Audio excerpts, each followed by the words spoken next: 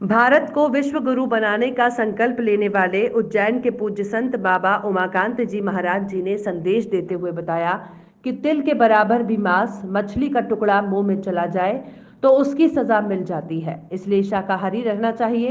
इस समय पर जिह्वा और नभ्या का स्वाद ही मनुष्य को बर्बाद कर रहा है। समझ लो कि कबीर साहब ने जिस तरह से कहा कि तिल भर मच्छी खाई कर कोट गौ करो दान और काशी करवटले मरो तब न नरक मिला, तब भी नरक से नहीं बच सकते हैं। तिल भर भी अगर मछली खा लो, ऐसे ही सुई के अन्य समझ लो कि नोक से अन्य बोर करके डुबो करके, और अगर किसी दवा में अन्य ये चीज डाल दी गई या ऐसी खाने पीने वाली चीजों में ये चीज डाल दी गई तो समझ लो कि प्राण निकलने में भी बाधा आ जाती है। एक ब्रजमोहन थे, साधक, अच्छे साधक थे, क्लर्क थे दफ्तर के। तो वो जो है शरीर उनका जब छूटने का समय आया और सदगुरु को याद किया, उन्होंने सदगुरु को याद किया तो आगे सदगुरु लेने के लिए, और लेने के लिए से सामने खड़े हैं।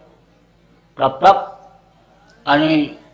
घर वालों ने डॉक्टर को बुला रखा था, तो घर वाले समझो डॉक्टर लेकर पहुंच गए, और डॉक्टर ने क्या किया, कोई दवा खिला दिया उनको, और जिसमें अंडे और मांस की चीजें ये पड़ी हुई थी, मांसाहारी चीजें। बस सदगुरु लौट गए, तुरंत वापस हो गए।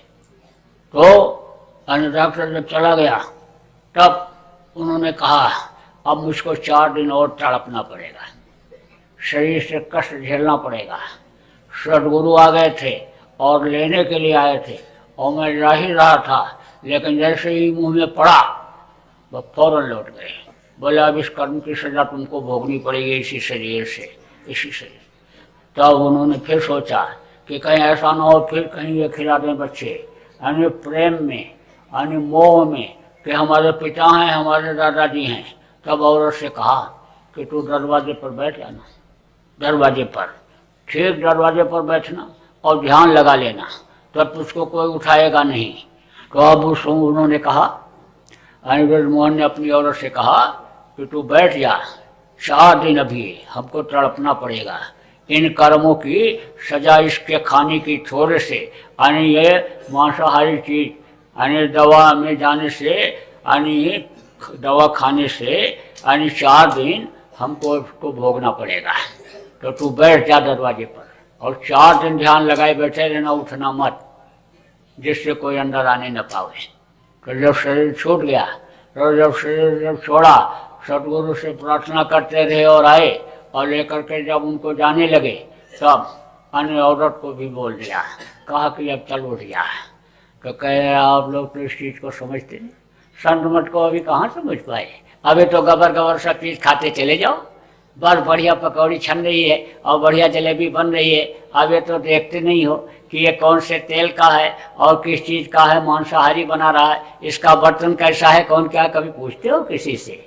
अरे ये जबान का स्वाद, नभ्या और जिह्वा का स्वाद, यही तो लोगों को बर्बाद कर दे रहा है।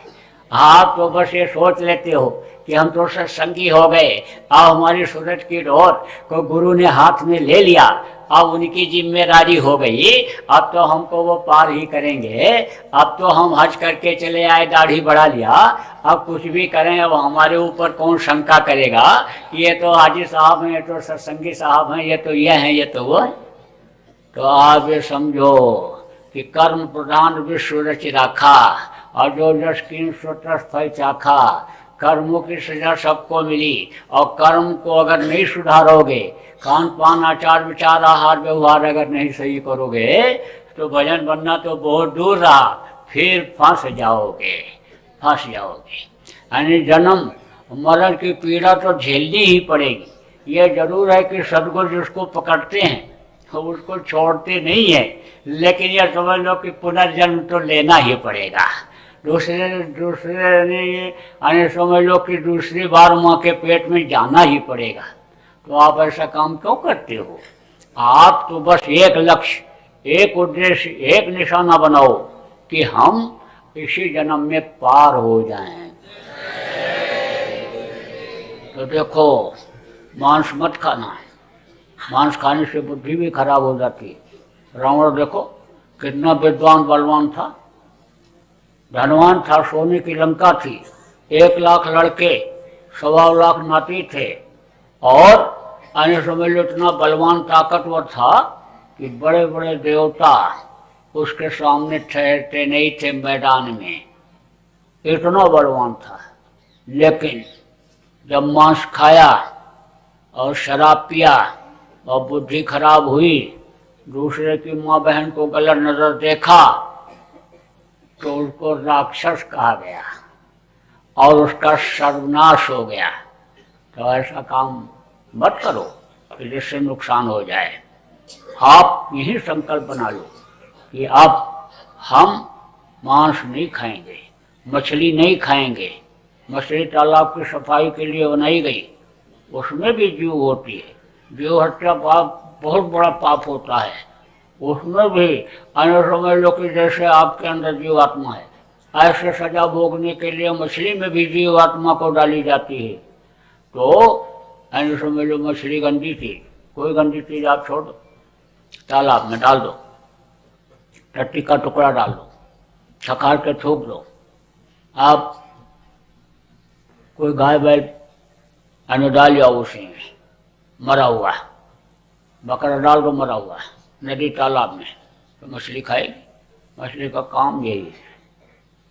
अब कोई ये कहे हम तो खाली मछली खाएं, बहुत से लोग तो कहते हैं जल तरोई है, जल तरोई, कहे हम जल तरोई खाएं, तो अपने अपने मन से सब बना लेते हैं अपने मन से। गंजड़ी कहते हैं ना कि शंकर जी भी गांजा पीते थे, जब शिलम भरते हैं बम बम बोलते हैं, तब कहते हैं शंकर जी भी पीते थे। कभी नहीं शंकर जी ने गांजा भांग का इस्तेमाल किया, लेकिन जब अपने मुंह से ही सब कह देना है, अपने ही नियम को बना लेना है अपने ही, तो कुछ भी कर लो, कुछ भी नियम बना लो। तो अब समझो मछली मत खाना, गंदी चीज है। अंडा क्या है, माताएं मासिक धर्म होती है, खराब खून इकट्ठा हो जाता है तो बच्चा बन जाता है। मुर्गियों का खराब खून और उनके टट्टी पेशाब का खराब हिस्सा जब इकट्ठा हो जाता है तो यानी अंडा बन जाता है। माताओं का खराब खून इकट्ठा होता है तो बच्चा बन जाता है। माताओं का खराब खून इकट्ठा हुआ तो बच्चा बन गया, और मुर्गियों का खराब खून इकट्ठा हुआ तो अंडा बन गया। अब मुर्गी खाती क्या है, गंदी चीजों, और उसका खून बनता है, तो गंदी चीज है, अंडा मत खाना। कितना भी डॉक्टर तरह तरह करता रहे कि अंडा खाओ ताकत आ जाएगी, कभी न खाना न बच्चों को खिलाना। और शराब में तो है 1000 बुराई। जो शराब पीता, मांस खाता, व्यभिचार करता, खून कत्ल करता, बाल बच्चों को मारता, जमीन जायदाद को बेचता, क्या क्या बुरा कर्म नहीं करता है। शराब मत पीना। मुसलमान की किताब में लिखा है कि 1 कटरा भी शराब का अगर जिस्म पर पड़ जाए तो उसको काट करके फेंक देना चाहिए। जो ऐसा नहीं करता शरीयत इस्लाम से अलग हो जाता है। हिंदुओं के यहाँ लिखा है गंगा जल कृत बारुण जाना और तदप न संत करें ते पाना। गंगा जल जैसे जल में चाहे शराब बनाया गया तो नहीं पीना चाहिए, शराब मत पीना। और दूसरी औरत के साथ बुरा कर्म मत करना। मेहनत और ईमानदारी का पाठ पढ़ो। मेहनत और ईमानदारी की कमाई में बरकत मिलती है। बरकत में अगर दिक्कत आवे तो पूछना, तरीका बता दूंगा। लेकिन मेहनत और ईमानदारी अपना लोगे तो समझ लो बरकत उसी में मिलने लग जाएगी। उसमें भी दिक्कत आएगी तो फिर उसका भी तरीका होता है।